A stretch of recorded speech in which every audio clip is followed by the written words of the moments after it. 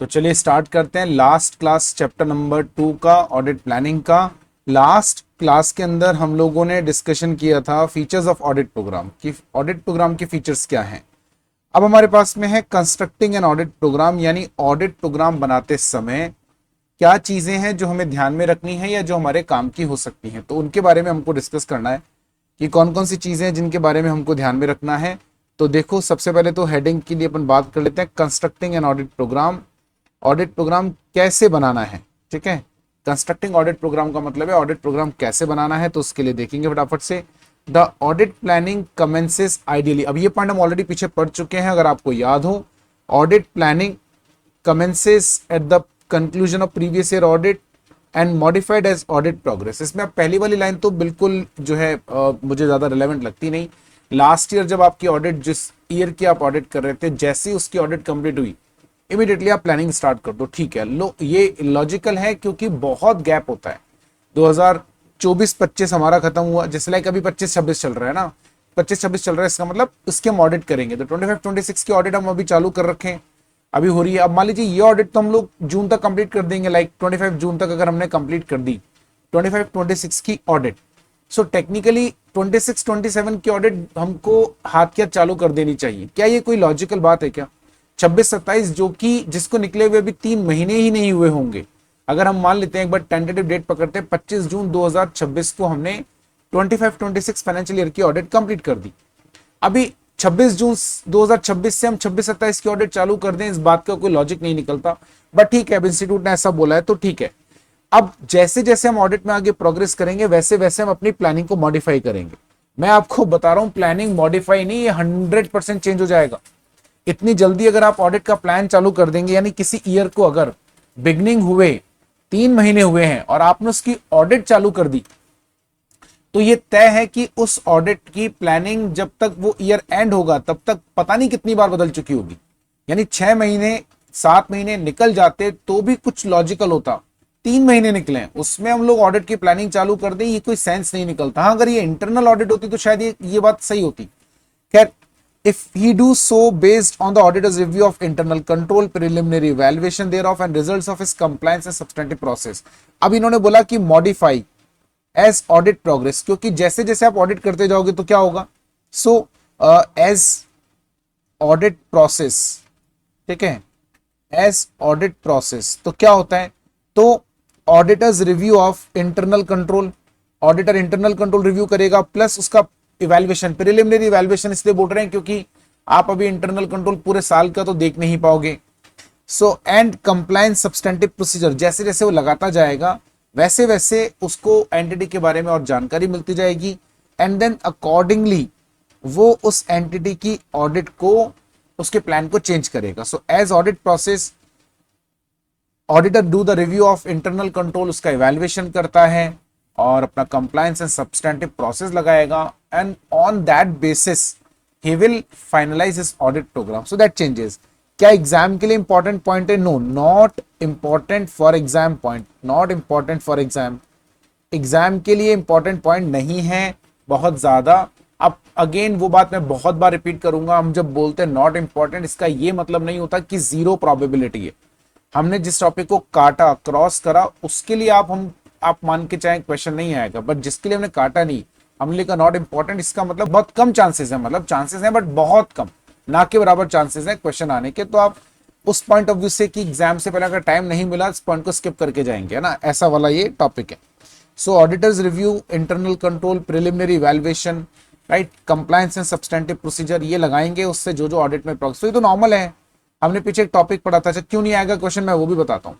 ये जो अभी आप पढ़ रहे हैं, इस पीछे हमने एक टॉपिक पढ़ा था, audit is planning is a continuous process, planning is a continuous and iterative process, right. तो उसका मतलब ये होता है कि जैसे जैसे हमने पढ़ा था पीछे कि अगर ऑडिट आपने प्लानिंग कर लिया एक बार, तो ऐसा नहीं है कि it is like final planning. अभी हम ऑडिट में जैसे जैसे आगे बढ़ेंगे, जैसे जैसे हमें एंटिटी के बारे में और बातें पता चलेंगी, क्योंकि हम लोग रिस्क असेसमेंट प्रोसेस लगाएंगे, सब्सटेंटिव प्रोसेस लगाएंगे, तो उससे हमें एंटिटी के बारे में जो भी पता चलेगा नया, तो अकॉर्डिंगली हम लोग को अपने प्लान में चेंज करना ही पड़ेगा। उसमें कोई नई बात नहीं है, कुछ स्पेशल नहीं है, that is absolutely normal, right. So और ऑडिट के दौरान like substantive procedure, compliance procedure लगा के, या जो भी हम लोग एंटिटी के बारे में अंडरस्टैंडिंग लेते जाएंगे उसके अकॉर्डिंग हम लोगों को अपना ऑडिट का जो प्लान है वो चेंज करना पड़ता है। That's quite normal. इसीलिए अगर क्वेश्चन बनता है तो उधर बनेगा। चेंज इन ऑडिट पे हम उधर पढ़कर आए थे ना, हमको वहां पे पढ़ना है, शुरू में ही पढ़ लिया था हम लोगों ने, तो वहां क्वेश्चन बनेगा। इसलिए मैंने यहां लिखा नॉट इंपॉर्टेंट। कोई मुझे लगता है बेवकूफ पेपर सेटर ही होगा जो यहां आकर क्वेश्चन बनाएगा। बनाना है तो वहां बनाओ, राइट, जहां पे लिखा, पहले पेज पे लिखा था audit is an continuous and iterative process. Let me show you.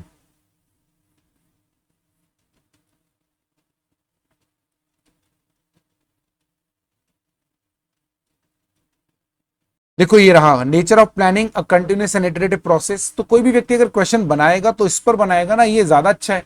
उधर क्वेश्चन बनाने की तो कोई नीड ही नहीं है, ठीक है। अभी आओ आगे, नेक्स्ट क्या है देखो। While audit developing audit program, auditor may rely on internal controls और may decide not to rely on internal controls. क्या मतलब है इसका?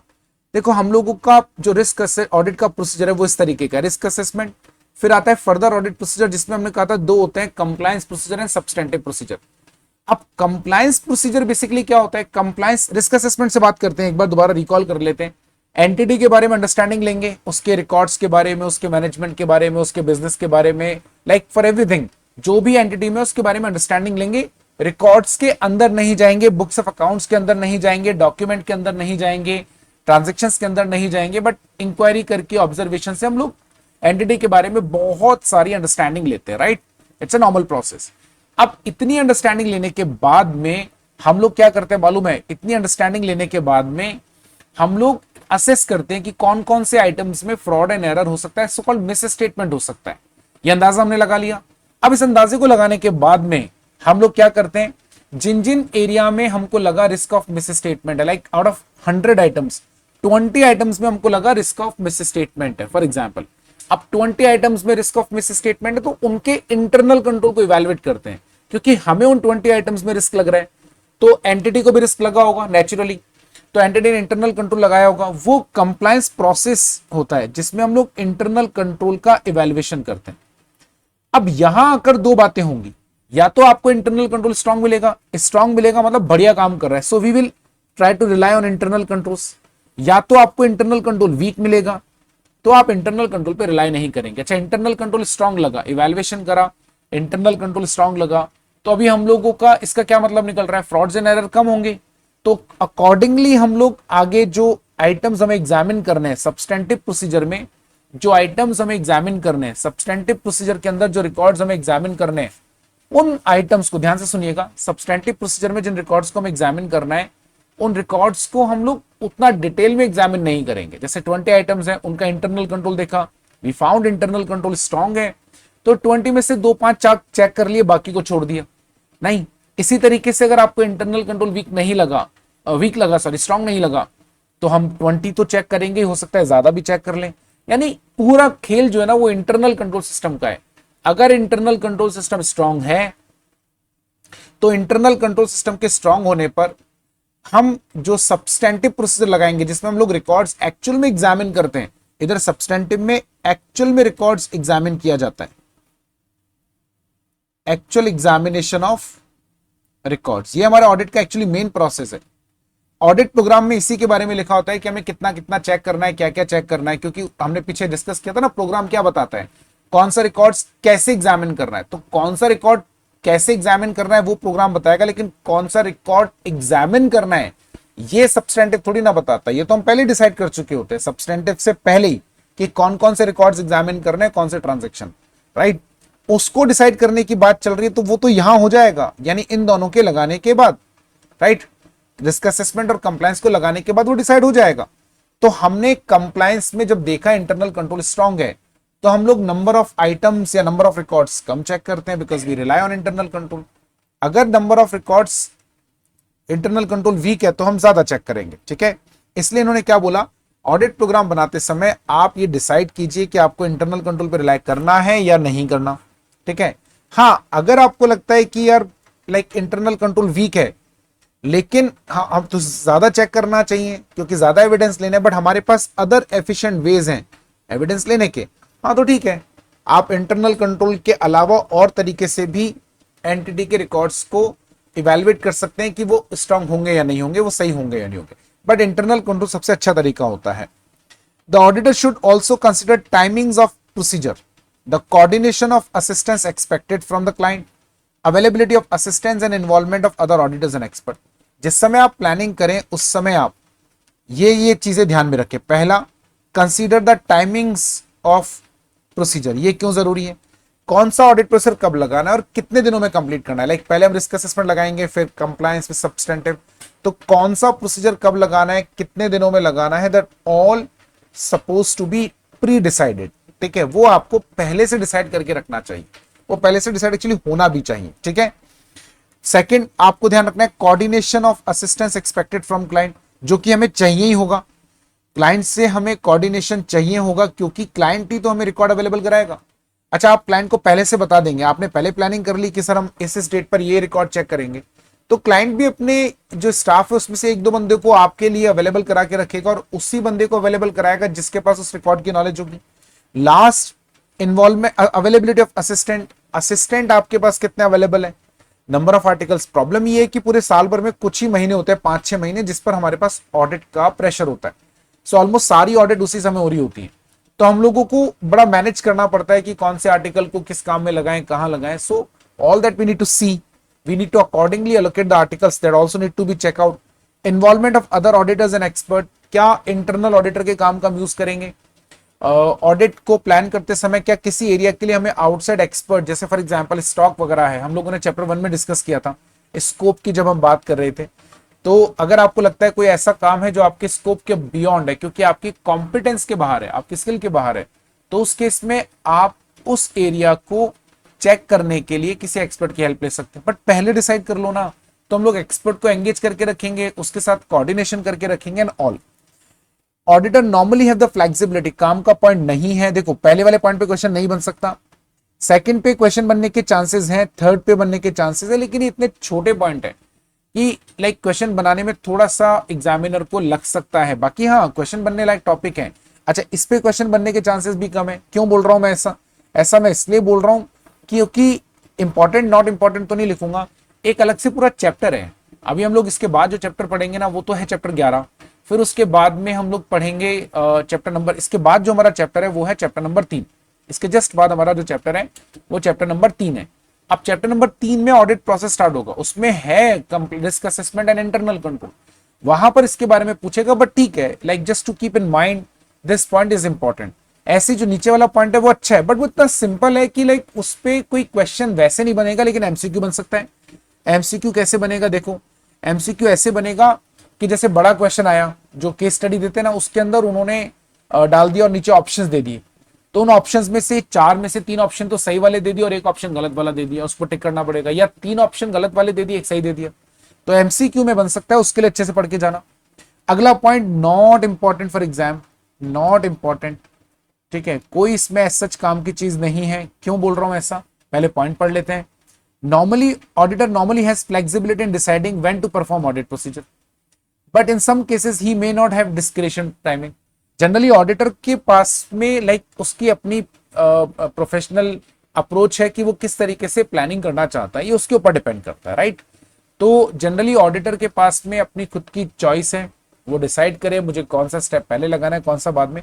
कुछ एक केस में ऐसा हो सकता है ना हो, जैसे हम लोग जब स्टॉक का वेरिफिकेशन करते हैं, तो स्टॉक को वेरीफाई करने के लिए हमें एंटिटी के जो रिकॉर्ड्स हैं उनको देखना पड़ता है, एंटिटी के स्टॉक को देखना पड़ता है। तो जिस समय एंटिटी अपने स्टॉक का फिजिकल वेरिफिकेशन कर रहा होता है, उसी समय हम लोग जनरली अवेलेबल हो जाते हैं, because this is the most convenient way to like examine the stock records. तो ऐसे में लाइक हमारे पास चॉइस थोड़ी सी कम होती है ना। Now so while constructing audit program we need to keep the following points in mind. Program construction के दौरान following point shall be keep in mind. क्या क्या पॉइंट्स हैं देखते हैं फटाफट से, देखो।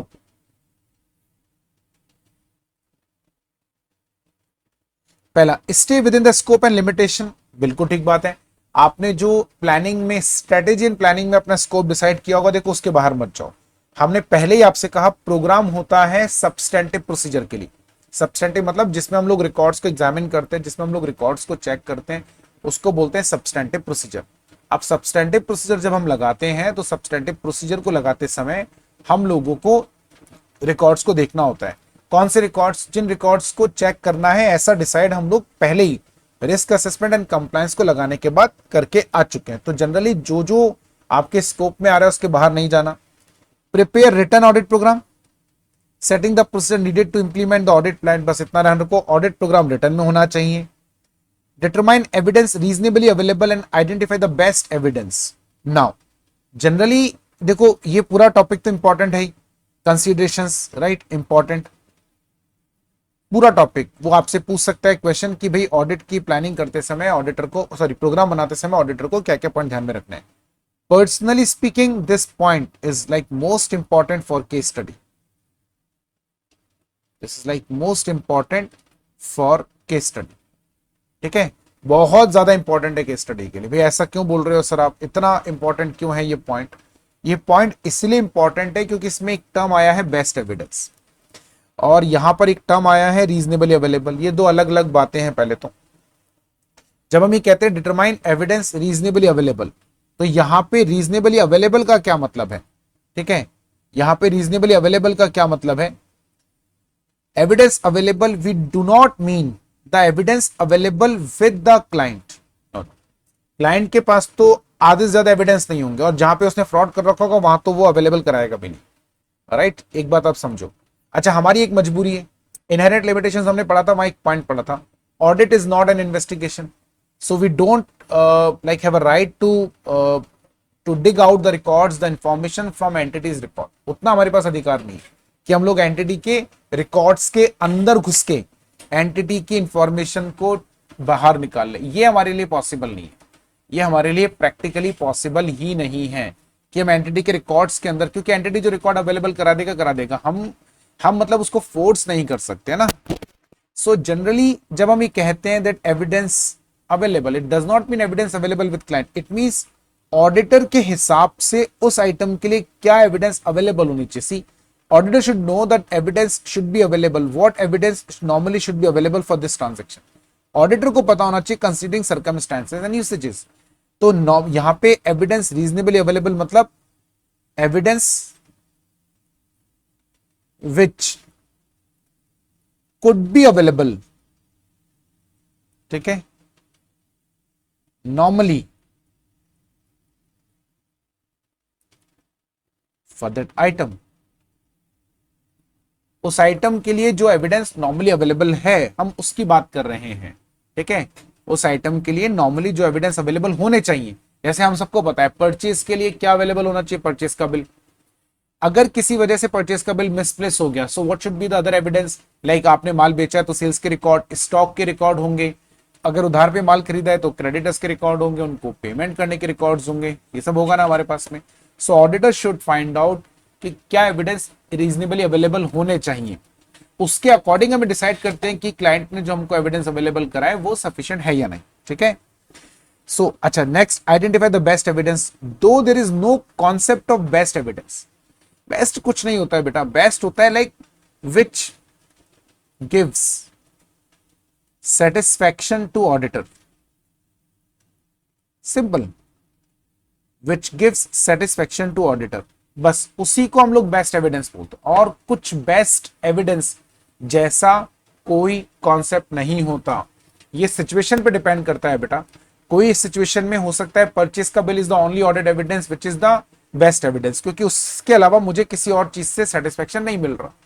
But in few circumstances it may be possible that due to the circumstances, due to the nature of business, purchase का बिल अवेलेबल नहीं हो पा रहा हो तो अदर एविडेंस भी सेटिस्फैक्टरी हो सकता है, depend. Right, which gives satisfaction to auditor, that is depends on auditor's professional judgment, ठीक है, ऑडिटर्स प्रोफेशनल जजमेंट। आपको क्वेश्चन में वो यही पूछेगा कि फॉर एग्जांपल दो तीन तरह से मैं आपको बताता हूं सवाल कैसे पूछ सकता है। जैसे वो आपको ये पूछ सकता है सीधा क्वेश्चन, केस स्टडी बट सीधा question, like an auditor shall while drafting audit program should obtain evidence which are reasonably available and it is a best audit evidence. Now define what is the best evidence for an auditor। तो आपको बताना है पहले तो reasonably available का मतलब कि भाई reasonably available का मतलब not the evidence available with client, rather it means, right, auditor, what evidence should have been available with the client according to the auditor in that particular circumstance. आगे लिखेंगे auditor should try to collect best evidence, but what is the best evidence? It is not defined anywhere. ये कहीं भी define नहीं किया गया. मैं जो बोल रहा हूं ध्यान से सुनना, क्योंकि आपको ऐसे आंसर लिख कर आ रहा है. So what is the best, और अगर आपको लगे तो मेरे बोलने के बाद आप इसको वीडियो को पॉज करके और नोट डाउन भी कर लेना, ठीक है ना, घबराना नहीं. सर आप लिखा दो, नहीं मैं नहीं लिखाऊंगा, आपकी प्रैक्टिस जरूरी है. तो ध्यान से सुनेंगे तो आप बनाएंगे. तो आपको लिखना है that as such there is no concept of best audit evidence. What is an evidence, what evidence is the best evidence? It is an evidence is the best evidence which गिव्स satisfaction to the auditor. और थोड़ा अच्छा लिखे. So a best evidence is the evidence which may provide a reasonable assurance to the auditor. बात खत्म. यही तो हमने ऑडिट के ऑब्जेक्टिव में पढ़ा कि ऑडिटर को रीजनेबल अश्योरेंस लेना है. So let it link with objective. So an evidence is the best evidence which gives reasonable assurance to the auditor. उसको बोलेंगे best evidence. However what evidence gives best satisfaction to the auditor or gives reasonable assurance to the auditor is to be decided by auditor using his professional judgment, because an evidence which is giving satisfaction to auditor in one circumstance may not give satisfaction to auditor in another circumstance. So auditor uses his professional judgment in deciding which evidence gives him satisfaction or reasonable assurance. That evidence will be termed as reasonable evidence. Apply only those steps and procedure which are useful in accomplishing the verification purpose of specific situation. आप देखिए, ये तो आप नहीं लिखते तो भी हम नहीं करते, क्योंकि हम लोग भी जनरली ऑडिट में वही प्रोसीजर एंड स्टेप्स लगाते हैं जो हमारे को उस ऑडिट में अपने ऑब्जेक्टिव को अकम्प्लिश करने के लिए जरूरी लगता है. हम भी फालतू तो लगाते नहीं, राइट, ऐसा तो हम भी नहीं करते. हम भी सिर्फ क्या करते, वही स्टेप लगाते जो कि ऑडिट में जरूरी है. Include the audit objectives for each area and sufficient details which serves as a set of instruction for the assistant and helpful in controlling the proper execution of the work. आप ये अच्छा रहेगा अगर आप अपने ओवरऑल ऑब्जेक्टिव उसको छोटे छोटे टुकड़ों में डिवाइड कर दें, ठीक है, ज्यादा ठीक रहेगा. And sufficient details which serves as a set of instruction to assistant helps in controlling the proper execution of work. आप उसके लिए प्रॉपर डिटेल्स लेके असिस्टेंट्स को दें एंड अकॉर्डिंगली असिस्टेंट को बोले. उससे काम क्या होता है, एक तो आसान हो जाता है, असिस्टेंट को वर्क अलोकेट करना आसान है. हमने असिस्टेंट्स को वर्क डिवाइड कर दिया तो हर असिस्टेंट को पहले से पता रहेगा उसे क्या काम करना है. So it becomes like very specific. एक फायदा तो आपको ये मिल गया कि काम थोड़ा स्पेसिफिक हो गया, हम लोगों को हैपाहजार्ड मैनर में काम नहीं करना पड़ेगा. So this is an advantage. Second, आपको इजीली ये पता चलेगा that how to control the work. काम को कंट्रोल करना हमारे लिए आसान हो जाएगा, ठीक है. असिस्टेंट्स को इंस्ट्रक्शन देना आसान होगा ना, असिस्टेंट्स भी अकॉर्डिंगली काम कर पाएंगे. Consider all possibilities of error. अब यहां से ये देखो, यहां 4 पॉइंट तक तो इन्होंने बहुत अच्छा लिखा, 5वें पॉइंट भी ठीक था, 6ठे पॉइंट से भी खींच रहे हैं, जबरदस्ती मुझे लग रहा है पॉइंट बनाने की कोशिश कर रहे हैं. Consider all possibilities of error and coordinate the procedure to be applied items. जो आपने अलग अलग आइटम के लिए अलग अलग ऑडिट प्रोसीजर लगाया है उसको जरा लिंक करने की कोशिश कीजिए, उसको जरा आप आपस में लिंक करें, जिससे कि दोनों प्रोसीजर जो है वो दोनों आपस में लिंकअप हो. वो दोनों प्रोसीजर आपस में ऐसा ना हो डेप्रिसिएशन चेक कर रहे हैं और एसेट्स चेक कर रहे हैं, एसेट्स कोई और चेक कर रहा है, डेप्रिसिएशन कोई और चेक कर रहा है, लिंक ही नहीं हो रहा, समझ में ही नहीं आ रहा कि करना क्या चाह रहे हैं. ऐसा नहीं होना चाहिए, ठीक है. चलिए आगे, audit program design to provide audit evidence. बिल्कुल भी काम का पॉइंट नहीं है, एग्जाम काटूंगा नहीं, काटना नहीं है, पढ़ के जाना है, लेकिन बहुत इंपॉर्टेंट नहीं है इसलिए दिमाग नहीं लगाना, ठीक है. क्या बोल रहा है, audit program design to provide audit evidence. Auditor's opinion is based on audit evidence and audit program is design to provide for that मतलब for audit evidence and by prescribing procedures and techniques. Right, क्या बोल रहा है, हमारी opinion का कोई value नहीं है if it is not based on sufficient and appropriate audit evidence. ठीक है, हम प्रोफेशनल हैं, खासतौर पे चार्टेड अकाउंटेंट हैं, तो ऐसे केस में हमारी ओपिनियन हवाबाजी नहीं होती. हम सफिशिएंट एंड एप्रोप्रिएट एविडेंस लेते हैं एंड अकॉर्डिंगली हम उसके बेसिस पर ओपिनियन बनाते हैं. अब ये जो sufficient and appropriate audit evidence है ये sufficient and appropriate audit evidence लेने के लिए, है ना, इसे लेने के लिए हमें ऑडिटर क्या करता है, ऑडिटर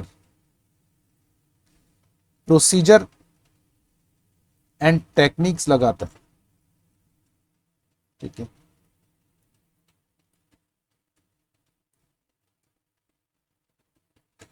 ये procedure and technique must be included in audit program, यही तो है। So basically audit program provides those procedures and techniques by which auditor obtains sufficient and appropriate evidence on which opinion is based। उल्टा कर दो अब इसको, अब मैं जरा इसको उल्टा उल्टा कर देता हूं, ठीक है, तो हमारा मामला सेट हो जाएगा, ठीक है। Audit program must include such procedures and techniques, ठीक है। सो आप कैसे लिखोगे, audit program includes those procedures and techniques by which auditor obtains sufficient and appropriate evidence on which his opinion is based, like simple। Auditor obtain various evidences for each assertion and each one should be considered and weighed to prove or disprove the assertion। Now what is assertion? दो, अब जो मैं आपको बता रहा हूं assertion का meaning वो मैं आपको बता रहा हूं गलत, यानी assertion का मीनिंग जो मैं बताने जा रहा हूं वो सही नहीं। अभी मैं क्या बोल रहा हूं, assertion means any item of financial statement, लेकिन ये सही नहीं है। assertion का ये मतलब नहीं होता है। assertion के बारे में अपन अलग से डिस्कशन करेंगे। असर्शन का मीनिंग थोड़ा सा डिटेल होता है, ये तो हमने आपको बस एक तरीके से शॉर्ट में समझा दिया कि आइटम या उसके जो फीचर्स हैं, features, right, features of any item, ऐसे पढ़ लेते हैं अभी हम लोग। फीचर्स का मतलब वो बेसिस जिनके आधार पे हमने किसी आइटम को रिकॉर्ड करा होगा। फॉर एग्जाम्पल, अगर आपको अपने बुक्स में आज एसेट को रिकॉर्ड करना है, कोई लैंड को आपको रिकॉर्ड करना है बुक्स के अंदर, तो कैसे रिकॉर्ड करोगे आप, पहले उसका वैल्यूएशन देखोगे, उसका एग्जिस्टेंस देखोगे, उसका ओनरशिप देखोगे। ये जो ओनरशिप, वैल्यूएशन, एग्जिस्टेंस, ये जो चीजें हैं ये बेसिकली फीचर्स हैं, राइट। इनके बेसिस पर, इनको बोलते हैं असर्शन, इनको चेक करना होता है। आज हमें लैंड एंड बिल्डिंग चेक करना है तो we don't use to check directly the land and building. कैसे चेक करोगे लैंड एंड बिल्डिंग, तो उसको चेक करने के लिए हम 2-3 असर्शन चेक करेंगे कि भाई वो लैंड एंड बिल्डिंग एग्जिस्ट करती है या नहीं करती। करती है तो उस एंटिटी के पास उसका ओनरशिप हो, तभी वो एंटिटी अपनी बैलेंस शीट में दिखा सकते हैं। उसका वैल्यू, मेजरमेंट, उसका मेजरमेंट पता हो, वैल्यू पता हो, मेजरमेंट नॉट लाइक उसका साइज एंड ऑल, मेजरमेंट मतलब वैल्यू वो पता हो तभी तो रिकॉर्ड करेंगे ना, इसको बोलते हैं assertion. So we when say that we need to obtain evidence for this item, इसका ये मतलब नहीं कि उस आइटम के लिए एविडेंस लेना, इसका मतलब है उस आइटम के असर्शन के लिए। आज हमको बोला कि लैंड एंड बिल्डिंग चेक करो, तो लैंड एंड बिल्डिंग के लिए एविडेंस नहीं लेना, लैंड एंड बिल्डिंग के एग्जिस्टेंस का एविडेंस लेना है, लैंड एंड बिल्डिंग की ओनरशिप का एविडेंस लेना है, लैंड एंड बिल्डिंग के वैल्यूएशन का एविडेंस लेना है, ऐसे लेना है। समझे आप मेरी बात, उसकी ओनरशिप, उसके एग्जिस्टेंस, उसकी वैल्यू का एविडेंस लेना है, ठीक है। उसके बेसिस पर अगर सफिशिएंट एंड एप्रोप्रिएट एविडेंस मिला तो वो आइटम ठीक है। सो ऑडिटर को किसी भी आइटम के असर्शंस के लिए एविडेंस लेने होते हैं और कई सारे ले सकते हो। Obtain various evidences for assertion, one assertion के लिए भी, राइट, यानी किसी जैसे लैंड एंड बिल्डिंग का भी हमने एग्जांपल लिया, उसके ओनरशिप के लिए आप 2 या 3 एविडेंस ले सकते हो। Ownership is one of the assertion. Land and building के लिए कई असर्शन है, उसमें से एक असर्शन है ओनरशिप, उसके लिए 2-3 एविडेंस। अब आपको अगर 2-3 एविडेंस मिले, we will weight to them to prove और डिसअप्रूव, वेट अलोकेट करेंगे, जो सबसे अच्छा होगा उसको एक्सेप्ट करेंगे, राइट। या हमको 2-3 एविडेंस मिले तो उसमें से देखेंगे कौन सा एविडेंस हमारे काम का है, कौन सा काम का नहीं है। जो काम का नहीं होगा उसको हटा देंगे, डिसप्रूव। जो काम का होगा उसको रख लेंगे। अब जो काम का वो भी अगर 2-3 है तो उसमें से भी हम लोग सबसे बढ़िया वाला छाटेंगे। This is how we collect sufficient and appropriate evidence. ये कैसे करना है, इसका जो टेक्निक या प्रोसीजर है वो ऑडिट प्रोग्राम में लिखा रहता है, राइट। आर्टिकल को इतनी बात थोड़ी समझ में आएगी, उसको तो एकदम ना वो स्पून फीडिंग काइंड ऑफ करना पड़ेगा, या तो उसको पहले समझाना पड़ेगा कि भाई इस आइटम को चेक करना है लैंड एंड बिल्डिंग को, तो लैंड एंड बिल्डिंग को चेक करना है, ऐसा आपने लिख दिया, उसको समझ में ही नहीं आएगा कुछ। आपको समझाना पड़ेगा लैंड एंड बिल्डिंग को चेक करना है, तो लैंड एंड बिल्डिंग को चेक करने के लिए आपको उसका ओनरशिप चेक करना है, उसका एग्जिस्टेंस चेक करना है, उसका वैल्यूएशन चेक करना है। ओनरशिप चेक करने के लिए ये एविडेंस ले सकते हो, इसमें से ये एविडेंस ना मिले तो ये लो, अगर ये सब मिले तो ये एविडेंस को देखो, फिर इनको इवैल्यूएट करो कि कौन सा बढ़िया है, ऐसे समझाना पड़ता है। सो ऑडिटर जब ऑडिट प्रोग्राम बनाता है तो ऑडिट प्रोग्राम में वो टेक्निक्स, वो प्रोसीजर लिखता है जिनसे auditor sufficient and appropriate evidence लेगा जिस पर ओपिनियन बेस्ड होगी। ये जो एविडेंस हम लेंगे, right, so for any assertion of any item,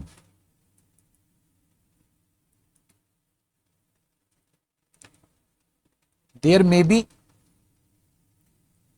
two or more audit evidence.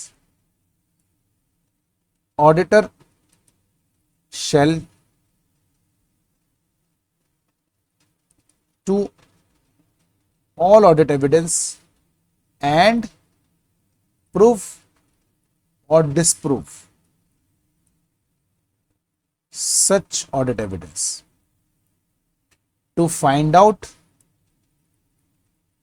Best audit evidence. बस यही बेस्ट ऑडिट एविडेंस निकालने का तरीका है और कोई तरीका नहीं होता है। In this process auditor gets sufficient and appropriate evidence. हमारे लिए बेस्ट जो सफिशिएंट है एंड एप्रोप्रिएट है। अब आप पूछेंगे सर सफिशिएंट एंड एप्रोप्रिएट क्या होता है, तो इसके लिए बेटा चैप्टर नंबर 4 में बहुत डिटेल में डिस्कशन करने वाले हैं अपन सफिशिएंट एंड एप्रोप्रिएट के मीनिंग के ऊपर, ठीक है।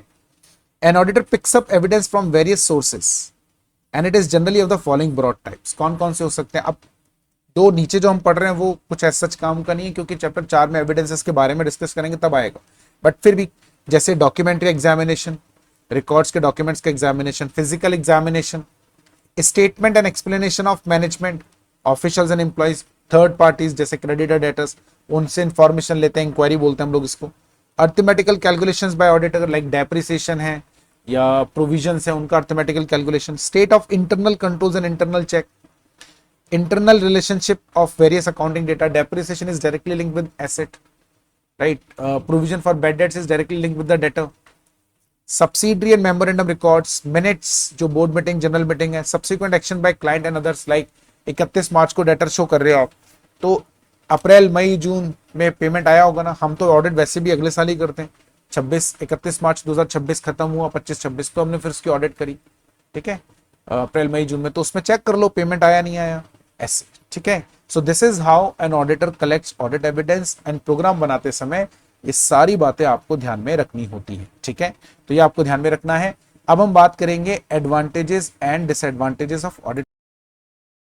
क्या क्या है एडवांटेजेस देखो।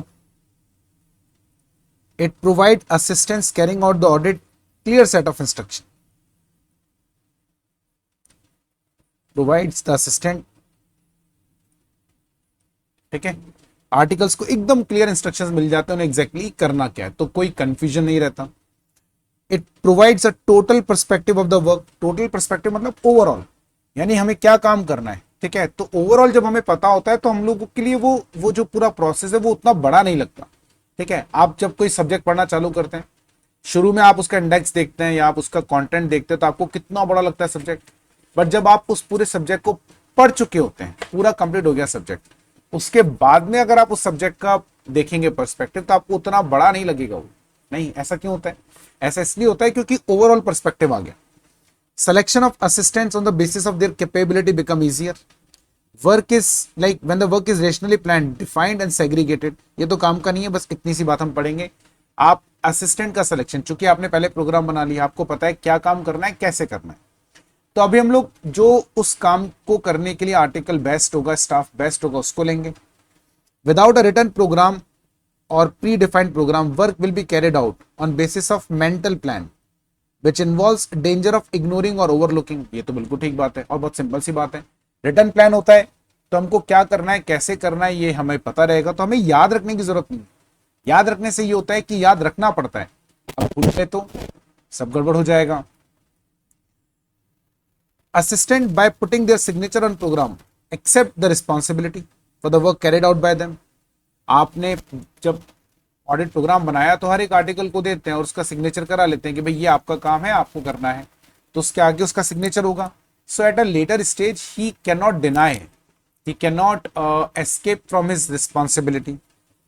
Principal can control the progress of various audits in hand by examination of audit program initiated by assistants, right. आप, ये बड़ा आसान है, आपने प्लान बना लिया, प्रोग्राम बना लिया। अब एक चैप्टर हम पढ़ेंगे डॉक्यूमेंटेशन, चैप्टर नंबर 6, ठीक है। उसमें हम आपको एक चीज पढ़ाएंगे। क्या पढ़ाने वाले हम लोग? हम आपको ये बताएंगे कि ऑडिटर को ऑडिट करते समय जो भी काम करना है उसका डॉक्यूमेंटेशन करना होता है। ठीक है, हर चीज का डॉक्यूमेंटेशन करना है, हर एक चीज का। तो उसमें प्रोग्राम बताता है क्या काम करना है, डॉक्यूमेंटेशन बताता है क्या क्या कर लिया। ट्रैक करना आसान होता है कि जो हमने प्लान किया था हमारी ऑडिट उसकी जो प्रोग्रेस है वो उसके अकॉर्डिंग चल रही है या नहीं। It serves as a guide for audit to be carried out in succeeding year. ये मोस्ट इंपॉर्टेंट है। अगले सालों में अगर सेम एंटिटी का ऑडिट आया तो बड़ा अच्छा रहेगा, हम लोगों को उसका प्रोग्राम बनाने में इजी रहेगा, ज्यादा मेहनत नहीं करनी पड़ेगी। ठीक है, next, a properly drawn audit program serves as an evidence in the event of any charge or negligence being brought against auditor, right? A properly drawn up audit program serves as an evidence in the event of any charge or negligence being brought। अगर कल को आपने audit करी और आपने programme नहीं बनाया, ठीक है, मान लेते हैं एक बार, अब आपने ऑडिट बहुत अच्छे से करी होगी, आपने पूरा प्रोग्राम वगैरह बनाया होगा, सब करा होगा आपने ना, बहुत बढ़िया से करा होगा, लेकिन आपके ऊपर किसी ने चार्ज लगा दिया, आपके ऊपर किसी ने एलिगेशन लगा दिया कि आपने ऑडिट ढंग से नहीं करी या आपने ऑडिट बिना प्लानिंग के करी, इन काइंड ऑफ ऐसा कोई चार्ज आपने लगा दिया। What is the basis available with you to prove कि आपने ये नहीं करा? आप कैसे प्रूव करोगे कि मैंने प्रोग्राम बना के करा? कोई तरीका नहीं हमारे पास में। So in that case that audit program serves you as an evidence कि आपने अपना काम ढंग से करा है, इसको क्लियर करने के लिए। It helps to prove that exercise reasonable skill and care was expected from a professional auditor. आसानी से, क्योंकि प्रोग्राम अच्छा है तो ये बात प्रूव करता है कि ऑडिटर ने अपना स्किल एंड केयर अच्छे से लगाया, अपने काम में लापरवाही नहीं करी, ये इस बात से प्रूव होता है। ठीक है, डिसएडवांटेजेस, क्या इसके डिसएडवांटेजेस है? हाँ हैं, बिल्कुल हैं, और ऑडिट प्रोग्राम के तो हैं। किसी भी अच्छी चीज के अच्छी बातें नहीं होती, कुछ कुछ बातें बुरी भी होती है, नहीं? So what are the disadvantages of this? The work may become mechanical and audit may be carried out without understanding the object। क्या होता है? आर्टिकल्स को आपने प्रोग्राम दिया, अभी आर्टिकल्स ने उस प्रोग्राम का जो पर्पस है, जो ऑब्जेक्टिव है उस ऑडिट में, प्रोग्राम में, उस काम को करने के लिए ऑडिटर को जो एक्टिविटी करनी है उसका ऑब्जेक्टिव क्लाइंट आर्टिकल को नहीं पता है, बस आपने लिख के दे दिया, क्योंकि उसको तो एक बना बनाया चार्ट मिल गया, स्पून फीडिंग हो रही है। सो वो जानना ही नहीं चाहता कि ये जो पर्टिकुलर एक्टिविटी मैं कर रहा हूं ये क्यों कर रहा हूं, इसकी यूटिलिटी क्या है, फायदा क्या है, वो जानना ही नहीं चाह रहा है। तो वो शायद हो सकता है उस काम को बिना पर्पस जाने कर दे। The program becomes rigid and inflexible, right? मतलब चूंकि आपने पूरा प्रोग्राम बना के दे दिया, तो पीछे हमने पढ़ा था कि आप अपने आर्टिकल्स को इस बात के लिए मोटिवेट करें, इस बात के लिए एनकरेज करें कि they should keep open mind. उनको प्रोग्राम में जहां पे भी लगे चेंजेस करने का, तो they should consult with team members और प्रिंसिपल हैं जो फर्म के या जो एंगेजमेंट पार्टनर है। बट चूंकि पूरा प्रोग्राम है तो वो एक तरीके से रिजिड एंड इनफ्लेक्सिबल प्रोग्राम बन जाता है, राइट? अगर बिजनेस में कोई चेंज हुआ भी, ऑपरेशंस में कोई भी चेंज, और आप चूंकि आर्टिकल ऑडिट कर रहे हैं, they will not change the program. अब होगा क्या? बिजनेस में change its operation of conduct, but old audit program will continue. So changes in staff or internal control may render precaution necessary at the points different। ये तो मैं नहीं लगाता, तो ये एक नुकसान है। बस इतना हो कि अगर आप इस बात के लिए अपने आर्टिकल्स को एनकरेज करके रखें, आप खुद भी इस बात के लिए एनकरेज रहें कि आर्टिकल्स को आप ये बोलें कि प्रोग्राम में चेंज करते रहना, कोई भी अगर ऑर्गेनाइजेशन में चेंज हो तो ठीक, वरना ये बहुत डेंजरस होता है। Inefficient assistant may take shelter behind the program. क्या मतलब? That is defend deficiencies in their work on the ground, no instruction was given to them. होते हैं कुछ आर्टिकल्स, अब देखो प्रोग्राम बनाने वाले भी तो हम ही लोग हैं, हम भी इंसान हैं। हम लोग कोशिश तो ये करते हैं कि प्रोग्राम में सारी बातें डाल दें, हम कोशिश करते हैं प्रोग्राम में कुछ छोड़े नहीं, हम कोशिश करते हैं कि प्रोग्राम बने ही इस तरह का कि हर आर्टिकल को प्रोग्राम से मैक्सिमम जानकारी मिल जाए और वो प्रोग्राम को यूज करके अपना ऑडिट करें, हमारी ये कोशिश रहती है। बट कुछ आर्टिकल्स ऐसे होते हैं या हो सकते हैं जो कि इसका मिसयूज करे मतलब ये कि वो इसको प्रॉपरली यूज ना करके, और उनको पता है कि प्रोग्राम में ये चीज रह गई है, प्रोग्राम में ये चीज मिसिंग है, उसके बाद भी वो लोग उसमें ऐड नहीं करे, क्योंकि उनके पास एक आंसर रहेगा बाद में, सर आपने प्रोग्राम दिया था, प्रोग्राम में ये लिखा ही नहीं था, it was missing in the program, तो मेरे को लगा कि आपने जानबूझ के नहीं लिखा होगा इसलिए मैंने काम करा ही नहीं। दो उनको पता था कि ये मैं गलती से छोड़कर आया हूं, भूल गया हूं, बट वो अपने आप को बचाने के लिए ऐसा कर सकते हैं। Last and most important, hard and fast audit program make kill initiative of efficient and enterprising assistant.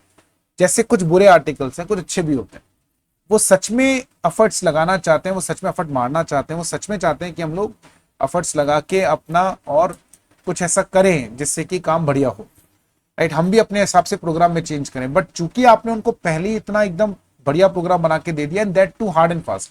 I have seen in my practical life many chartered accountants gives such an like strict instructions to their articles.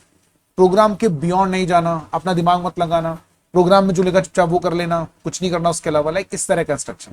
अब बेचारा कोई article ऐसा है जो वाकई में कुछ initiative लेना चाहता है, कुछ अच्छा करना चाहता है, उसके इनिशिएटिव्स ना प्रॉपरली नहीं हो पाते, वो इनिशिएटिव्स उसके बेचारे के खत्म हो गए।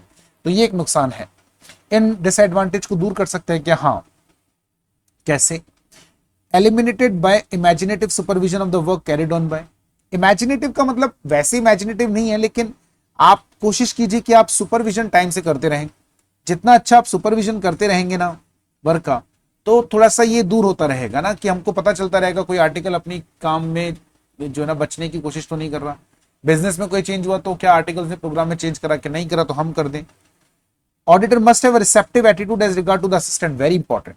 अगर कोई आर्टिकल, ये फोर्थ वाले पॉइंट के लिए, अगर कोई आर्टिकल आपके पास आता है कि सर मुझे ये चेंजेस लगते हैं जो प्रोग्राम में करने चाहिए, मुझे ये चेंजेस लगते हैं जो प्रोग्राम में होंगे तो प्रोग्राम ठीक रहेगा, वो जब आए तो आप उसको रिसेप्टिव एटीट्यूड मतलब उसका वेलकम कीजिए, ना कि उसको डांटना या उसको ह्यूमिलेट करना कि आप अपना दिमाग मत लगाओ, मैंने बना दिया था प्रोग्राम, तू मुझे बताएगा प्रोग्राम कैसे बनाते। इस काइंड ऑफ एटीट्यूड नहीं होना चाहिए। आप उसको, ठीक है, अगर मान लीजिए उसने गलत सजेशन भी दिया, हो सकता है वो बच्चा है, वो हो सकता है कि शायद किसी ऐसी चीज के लिए प्रोग्राम में चेंज करने के लिए बोले जो आपके हिसाब से सही नहीं है, रिक्वायर्ड नहीं, तो आप उसको बात समझाओ कि ये सही है। आप उसको इस बात के लिए एनकरेज करो कि आप और ऐसी चीजें ढूंढे, लेकिन थोड़ा सा फोकस के साथ में, कि कंसीडर करने के साथ कि रेलेवेंट है या नहीं, तो उससे उसका थोड़ा सा जो मोरल है वो बूस्ट होगा, बेहतर वो तरीके से प्रोग्राम में चेंज करने की दिशा में काम करेगा। Assistant should be encouraged to observe matters objectively and bring significant matters to the notice of supervisors or principal. Articles को भी इस बात का ध्यान रखना चाहिए कि वो लोग अपने काम को ऑब्जेक्टिवली करें। ऑब्जेक्टिवली का मतलब होता है कि वो काम करते समय इस बात को ध्यान रखें कि हम क्या काम कर रहे हैं, क्यों कर रहे हैं, जो ऑडिट प्रेशर हम लगा रहे हैं वो क्यों लगा रहे हैं, सो दैट कोई भी सिग्निफिकेंट चेंज या मैटर उनकी नॉलेज में आएगा, they can bring it into the notice of top management. ठीक है, ये आपको ध्यान में रखना है। सो ये कुछ डिसएडवांटेजेस थे ऑडिट प्रोग्राम के, and with this chapter ends here. अब इस चैप्टर में मैंने आपको जगह जगह बताया है, देखो मैं हर टॉपिक पढ़ाते समय ये बताता हूं कि किस टॉपिक पे केस स्टडी बनेगा, किस पे नहीं बनेगा, कौन सा इंपॉर्टेंट है, कौन सा नॉट इंपॉर्टेंट है, कौन सा छोड़ना है, कौन सा नहीं छोड़ना है। आपकी थोड़ी मेहनत ये है कि आपको ये सब मेरे साथ में मार्किंग करनी है। ठीक है, आपको ये सब मार्किंग मेरे साथ में करनी होती है। अगर ये आप मार्किंग मेरे साथ में करते रहेंगे तो ठीक रहेगा। यदि आप ये मार्किंग मेरे साथ में नहीं करने वाले तो फिर आपको ये दिक्कत होगी कि यार हम लोग कहां से इसको करें। तो इसलिए आप ये कोशिश कीजिए कि ये मार्किंग करते रहें। मैं गारंटी दे रहा हूं बेटा, इसके बाहर पेपर नहीं बनता, इन नोट्स के पेपर बाहर नहीं बनेगा, कंफर्म है। जिस टॉपिक पे मैंने लिखा ना केस स्टडी, जितने भी आपके एग्जाम में केस स्टडी आएंगे ना वो इन्हीं टॉपिक में से किसी पर आते हैं। और जिस टॉपिक के लिए मैंने बोला नहीं आएगा क्वेश्चन, आप बिंदास छोड़ के जाओ, नहीं आएगा। सो इस थोड़ी सी मेहनत आपको भी मेरे साथ में करनी पड़ेगी, ये सब आपको साथ में उसके करते रहना, राइट। सो वेल, आज का लेक्चर हम लोग यहीं पे खत्म करते हैं। नेक्स्ट लेक्चर में मिलेंगे अलग नए चैप्टर के साथ में। तब तक के लिए थैंक यू वेरी मच।